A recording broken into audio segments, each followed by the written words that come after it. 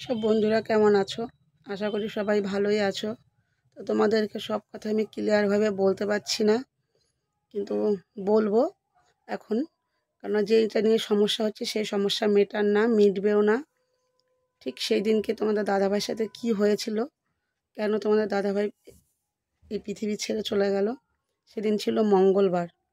তোমাদের দাদাভাইয়ের খুব খুশির দিন, খুব আনন্দের দিন। কারণ হচ্ছে তোমাদের দাদাভাই শ্বশুরের যে সম্পত্তি, সেই সম্পত্তির ভাগ পেয়েছে। তাও সেই ভাগটা ওরা কেউ দিচ্ছিল না। ওরা বলতে আমার 3 ভাসুর দিচ্ছিল না। পার্টির লোক টোক ধরে খুব কষ্ট করে আজকে 3 বছর একদম ঘষা মাজা করে অশান্তি করে করে এই ভাগটা হয়েছে। এবার তোমাদের দাদাভাই চোখ অপারেশন করাবো দেখে একটা 16 কাঠার একটা প্লট বিক্রি করা হয়েছে সেই বৈশাখ মাসে। এবার যেহেতু শ্বশুর শাশুড়ি নেই, ভাসুররা রয়েছে, ভাসুরদেরকে সই করে দিতে হবে এবং সেই দিনই যা জমি আছে সব কিছু রেজিস্ট্রি হবে। তোমাদের দাদাভাই আগের দিন সোমবার ছিল, তোমাদের দাদাভাইয়ের হচ্ছে ডায়ালিসিস হয়ে তোমাদের দাদাভাই পরের দিন চা টা খেয়ে খুব আনন্দ, মনের মধ্যে খুশি। সকাল সকাল ঘুম থেকে উঠেছে, সকাল সকাল দুজনে মিলে চা খেয়েছি। তোমাদের দাদাভাই রেডি হয়েছে এবং এখান থেকে আমাদের মেম্বার আর হচ্ছে আমাদের এক কাকা দুজনে মিলে আমি তাদেরকে পাঠিয়েছি যে তোমরা সাথে করে একটু যাও, টাকা পয়সা ওখানে লেনদেন হবে, তা তোমরা একটু যাও, তাহলে খুব সুবিধা হয়। যে তোমাদের দাদাভাই সেই 2 কাকাকে নিয়ে এখান থেকে টোটো করে চলে গেল কৃষ্ণনগর, ওই যেখানে রেজিস্ট্রি হয় সেই কোর্টে। সেইখানে রেজিস্ট্রি হওয়ার কোর্টে গেল। সকালবেলা মৌরি আসলো আমার বাড়িতে। মৌরি এসে তোমাদের দাদাভাইকে দিয়ে সই করে নিল। সবথেকে বড় কথা কি বন্ধুরা বলো তো, এইবার তোমাদের দাদাভাই চোখে দেখে না, সেটা বুঝতে পারিনি। আর তার থেকেও ব্যাপার হচ্ছে শত কাঠা এসব ব্যাপারে আমরা কিছু বুঝি না।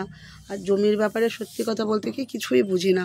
তো উনি সই করিয়ে নিয়ে গেল এবং সেই দিনকে তোমাদের দাদাভাইয়ের জমি ওরা রেজিস্ট্রি করবে না। মৌরি তোমাদের দাদাভাইকে বারবার করে বলছে আপনার জমি আজকে হবে না, 2 দিন পর হবে। তা আমরা তাতে রাজি হইনি। এই রাজি হয়নি দেখে ওইখানে গিয়ে নানান রকম ঝামেলার মুখে তোমাদের দাদাভাইকে পড়তে হয়েছে এবং ওরা কেউ রেজিস্ট্রি করে দিচ্ছিল না। সত্যি সত্যি টিকটিকি আমি যতদূর জানি, যেটা তোমাদের দাদাভাই বলেছে এবং এক কাকা এসে বলেছে। এবং ওই দিনকে ওই রেজিস্ট্রি ওখানে কন্টিনিউ ঝামেলা হয়েছে আর তোমাদের দাদাভাইকে যা পেরেছে বলেছে, যেহেতু লোকটা অসুস্থ। এবং শুধু তাই না, তোমাদের দাদাভাই একটা সময় দেখতে খুবই সুন্দর ছিল। এখন সপ্তাহে ধরো 3টে করে ডায়ালিসিস নেয়, চোখে দেখে না, ভালো হাঁটতে পারে না। আস্তে আস্তে তো বয়স হচ্ছে, তাই না বলো? যে কোনো মানুষই বয়স হলে তার চেহারা ভাঙবে, রূপ ভাঙবে, দেখতে খারাপ হবে। এবং তোমাদের দাদাভাই দেখতে খারাপ দেখে তোমাদের দাদাভাই শরীর খারাপের আগে যে ফটো, সে ফটো 3টে নিয়ে গেছিলো, 4টে।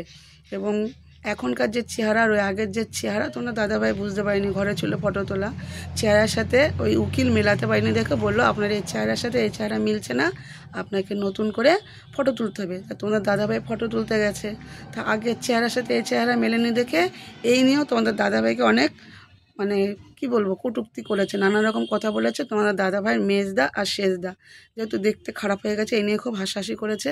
এবং তোমাদের দাদাভাই নাকি ওখানে খুব কান্নাকাটিও করেছে, যেটা আমার পরে শোনা, ঠিক আছে। এবং যাই হোক, অনেক যুদ্ধ হওয়ার পরে, ঘষাঘষির পরে সেখানে জমিটা রেজিস্ট্রি হয়েছে। এইবার কি করেছে, জমিটা যে রেজিস্ট্রি যে হয়েছে, বাড়ি থেকে ওই মৌরি যে সই করে নিয়ে গেছে যে কাগজে, সেই কাগজ ওখানে গিয়ে পাল্টে দিয়েছে। সেই কাগজটা পাল্টে দিয়েছে, মানে যেটার মধ্যে জমির কতটুকুনি পাবে পাল্টে দিয়ে অন্য কাগজের মধ্যে ঢুকিয়ে দিয়েছে। এইবার সেটা তোমাদের দাদাভাই জানে না এবং যারা সাথে গেছে তারা পর্যন্ত জানে না। তাদের চোখের আড়ালে এই ঘটনাটা ঘটে গেছে। আজকে এই পর্যন্তই বললাম, ব্লগটা অনেকটা বড় হয়ে গেল। যাই হোক, তোমরা একটু কষ্ট করে দেখে নিও, কেননা সবটা বলা যাবে না আজকে। আমি আগামী দিন আবার ঠিক বলবো, এরপর থেকে যে ঘটনা সেটা বলবো। তোমরা সবাই অ্যালার্ট থেকো, ভালো থেকো, সুস্থ থেকো।